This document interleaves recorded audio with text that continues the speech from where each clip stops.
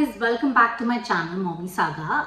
Guys, आज का topic है about something which lot of mothers they face this issue and हम काफ़ी hesitate करते हैं इसके बारे में बात करने से, but I have decided कि हम definitely इसके बारे में बात करेंगे and ये वीडियो के बारे में I will tell you how to increase your breast milk.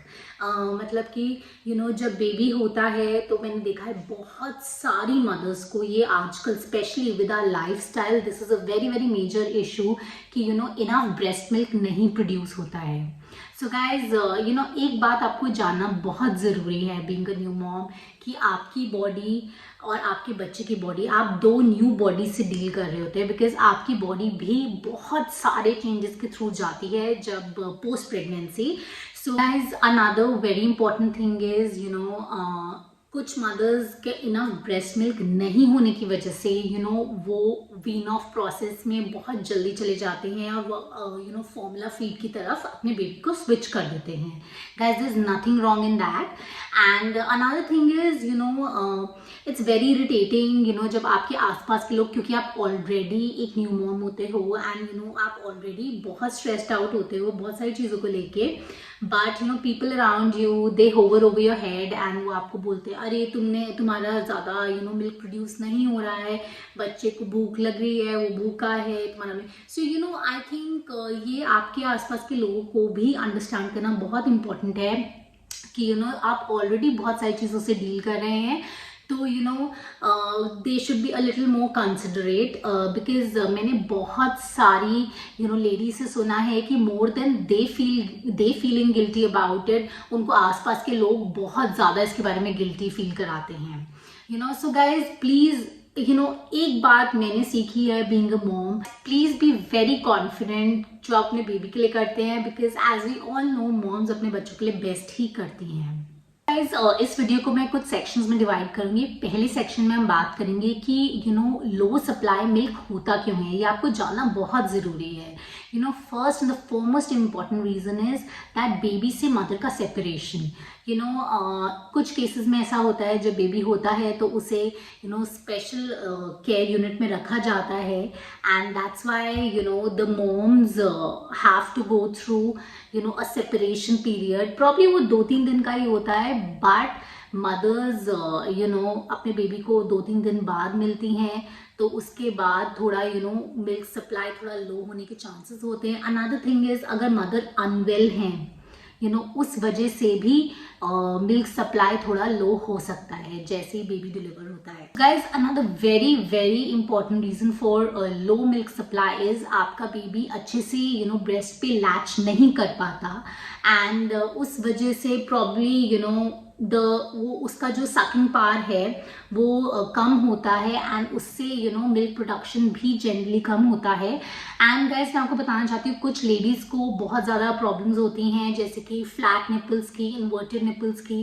सो इस वजह से भी ब्रेस्ट मिल्क प्रोड्यूस करने में उनको काफ़ी दिक्कत आती हैं, वो काफ़ी लो हो जाता है सप्लाई. बेबीज़ को जब वो डिलीवर होते हैं विद इन 1 मंथ काफ़ी बेबीज़ को जॉन्डिस हो जाता है एंड उस वजह से भी आपका लो मिल्क सप्लाई होता है बिकॉज बेबी मोस्टली जॉन्डिस में स्लीप करता है एंड उससे आपका मिल्क सप्लाई कम होता है. So guys another very very important reason है कि कभी कभी मदर्स पोस्ट प्रेगनेंसी, जैसे मैंने आपको कहा है, मदर्स अनवेल होती हैं. स्पेशली मैंने देखा है काफ़ी मदर्स को स्पेशली जो सी सेक मॉम्स होती हैं उनको बहुत ज़्यादा ब्लड लॉस होता है एंड उनका मिल्क प्रोडक्शन पे भी इफेक्ट होता है. Another very very important thing is कुछ मॉम्स को उनके जो ब्रेस्ट मिल्क के डक्ट्स हैं, ब्रेस्ट के डक्ट्स हैं वो ब्लॉक हो जाते हैं एंड कई बार उनको उसमें पस भी हो जाता है. सो उस वजह से भी काफ़ी मॉम्स को लो सप्लाई ऑफ मिल्क होता है बिकॉज वो अनवेल होते हैं. Guys another very very important reason is मैंने देखा है कुछ मॉम्स अपने बेबी को ब्रेस्ट फीडिंग बहुत ज़्यादा स्केड्यूल विद टाइम अपने बेबी को ब्रेस्ट फीड कराते हैं. So guys stop doing that. आपको इनिशियली अगर आप चाहते हैं आपका मिल्क सप्लाई अच्छा हो, आपको बेबी को एज पर डिमांड आपको उसको ब्रेस्ट मिल्क देना होगा. Don't be a little laid back, थोड़ा आपको एफर्ट लगेगा, but guys please do that, उसी से आपका मिल्क सप्लाई इंक्रीज होगा। Guys another very important reason is, जब आप अपने बच्चे को कॉम्बिनेशन मिल्क दे रहे होते हैं, breast milk and formula milk, so guys जब आपका बेबी फॉर्मूला मिल्क ले रहा होता है, आपको तभी भी अपना ब्रेस्ट मिल्क को एक्सप्रेस करना, मतलब उसको निकालना बहुत ज़रूरी है। चाहे आप चाहे थोड़ी क्वांटिटी में निकालिए, बिकॉज उससे क्या होता है, फिर वो ब्रेस्ट मिल्क बनना कम होता जाता है सप्लाई, क्योंकि आपका बच्चा डिमांड नहीं करता and the breast milk keeps on reducing. Guys, another very important thing is for the moms who smoke. So smoking is really bad for the milk supply. So it definitely reduces the milk supply to a great extent. Another medical issues can be like PCOS, and आपका hypothyroidism, and BP की अगर आप कोई medicine ले रहे हैं, right, diabetes है, you're a diabetic mom, सो इन सब चीज़ों से भी आपका मिल्क सप्लाई काफ़ी कम हो सकता है। सो गाइज नेक्स्ट सेक्शन में हम बात करने वाले हैं कि हमें कैसे पता चलेगा कि बेबी को इनफ ब्रेस्ट मिल्क मिल रहा है। सबसे पहला indication is that there should be 6 to 8 wet nappies in 24 hours. एक दिन में आपके बेबी के 6 से 8 वेट नैपीज होने चाहिए, ओके उसमें कुछ पॉटी नैपीज भी होने चाहिए। अनदर थिंग इज आपका बेबी जब भी उठता है and he wants to have the breast milk, तो वो उसको बहुत ही विगरसली लेता है। So that's a very good indication कि आपका लो सप्लाई बिल्कुल नहीं है, आपका बेबी को सफिशिएंट मिल्क मिल रहा है। जब आपका baby around 8 to 12 breast feeds लेता है एक दिन में इन 24 hours, that means he is taking enough of milk, and आप इनफ ऑफ मिल्क जनरेट कर रहे हैं, आप प्रोड्यूस कर रहे हैं। Guys another thing is which is very important is that your baby will actually pass a yellow soft stool, मतलब कि आपकी बेबी जो पॉटी होगी वो सॉफ्ट येलो कलर की होगी। सो उससे पता चलता है कि बेबी को इनफ ब्रेस्ट मिल्क मिल रहा है। So guys your baby will be very settled and वो बहुत ही कामली स्लीप करेगा post feed. And another thing is आपका बेबी विल ऑटोमेटिकली, अगर उसको इनफ ब्रेस्ट मिल्क मिल रहा है तो विद इन 2 weeks वो अपने बर्थ वेट पे वापस आ जाएगा। When your baby is gaining around 150 grams per week in the first 3 months, that means your baby is getting enough milk. आपका मिल्क सप्लाई उसके लिए बिल्कुल सही है। सो आपको टेंशन लेने की ज़रूरत नहीं है कि मेरे बेबी को इनफ मिल्क नहीं मिल रहा या मेरा इनफ मिल्क प्रोड्यूस नहीं हो रहा। सो गाइज डोंट वरी, अगर ये सारी चीज़ें आपके बेबी में आप देख पा रहे हैं, that means you are producing enough breast milk. So guys इस सेक्शन में हम बात करेंगे how to increase the supply. Guys सबसे पहली चीज आपको मेक श्योर करना है कि आपका बेबी जब भी लैच करता है वो बहुत ही अच्छे से लैच करता है एंड वो बहुत ही एफिशिएंटली मिल्क निकालता है। सो लैचिंग प्रोसेस आपका ठीक होना चाहिए, that's very important. You have to at least feed your baby 8 times in 24 hours, that's the minimum. आपको इतना 8 times उसको फीड करना ही करना है। वन इज दैट आपको अपने बेबी को दोनों ब्रेस्ट से फीड करना है, it is very important. And आपको दोनों से 2 बारी फीड करना है, दैट्स हाउ आपका फीडिंग साइकिल होना चाहिए। सो गाइज आप 5 घंटे से ऊपर मत जाइए, आप 5 घंटे से ज़्यादा टाइम मत निकालिए और अपने मिल्क को ज़रूर एक्सप्रेस कीजिए या फिर बेबी को दे दीजिए, बट 5 आवर्स से ऊपर नहीं होना चाहिए। And guys another thing is, जब भी आप बेबी को फीड करते हैं तो उसको थोड़ा से अपराइट पोस्चर में आप फीड करिए एंड थोड़ा सा आप उसको हेल्प करिए वाइल फीडिंग। एंड गाइज 2 बहुत इंपॉर्टेंट टिप्स हैं for moms while breast feeding. Guys you need to drink lots and lots of water, and आपको हर फीड के बाद आपको स्पेशली रेस्ट करना है, जितना आप रेस्ट कर सकते हैं to regain the strength back for the next feed time. आज हम बात करेंगे about certain foods which you should have to increase your milk supply. Guys इनको अगर आप अपनी डाइट में इंक्लूड कर लेंगे तो I am sure you will have no problem in your milk supply. सबसे पहला है guys garlic, so easily available in our kitchen.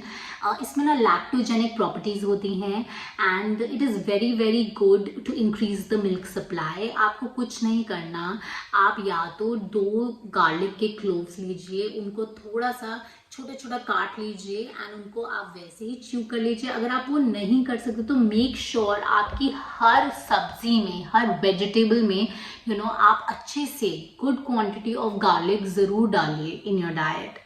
And guys one very very important food जो मैंने अपनी पूरी while my whole breast feeding journey में मैंने use किया है, दैट इज़ मेथी दाना। दैट मीन्स आपको कुछ नहीं करना, आपको रात को एक पानी ग्लास का लेके उसमें 1 टीस्पून आपको मेथी दाना डाल देना है एंड उसको पूरी रात आप सोक होने दीजिए। सुबह उठिए और उसको सिर्फ 5 मिनट के लिए आप बॉईल कीजिए और उस पानी को स्ट्रेन करके आप पी जाइए।